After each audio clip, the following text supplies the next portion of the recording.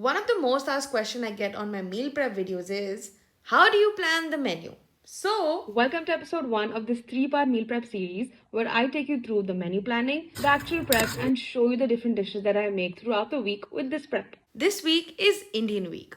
This is the menu that I have planned. I usually make a weekday menu, leaving Friday nights empty for the possibility of going out. I'm a bit picky, which means I don't like to eat the same meal every single day, so variety is key for me. I started choosing the proteins for the week. This week I chose chicken, eggs, and paneer. And similarly, I make a basic skeleton of carbs and veggies and then decide the final dishes for the week. I wanted Monday to begin with eggs, and an egg curry was an easy choice. It goes really well with rice. Next was making my really easy chicken tikka. This goes well with rice, which I'm already making for the eggs, but also with dal and also in like a wrap or like pita situation.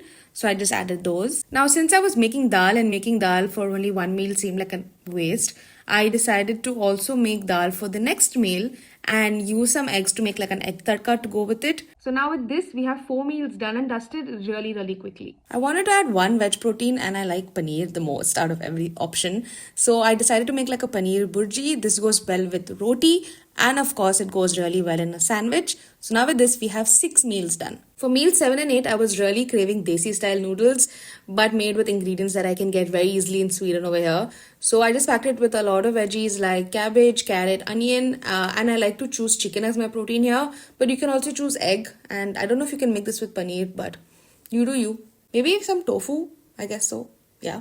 Now, since I'm buying cabbage and since cabbage is notorious for having like a never-ending supply, I thought of making like a cabbage and potato palya to eat with roti for like dinner one day. And since I was going to be boiling potatoes anyway, I thought of adding that to the paneer burji sandwich to make it a more wholesome meal. I know it's going to be very carb heavy, but it's going to be delicious nonetheless. I love adding condiments wherever I can in a meal, and a coriander mint chutney would go well with most of these stuff.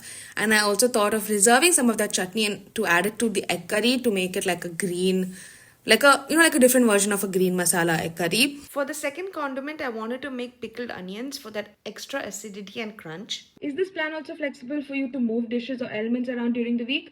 Totally. You just have to keep in mind the spoilage factors of each element, ingredient, or dish and just plan it that way. For example, if I marinate and keep chicken in the fridge, I will cook it within 2 days to avoid spoilage. However, cooked chicken or marinades that are kept in the freezer last much longer, so totally depends on how you store products and how you plan your meal. Now that we have a menu ready, we can figure out the elements to be made on Meal Prep Sunday. So stay tuned for part 2 where I take you through prep day.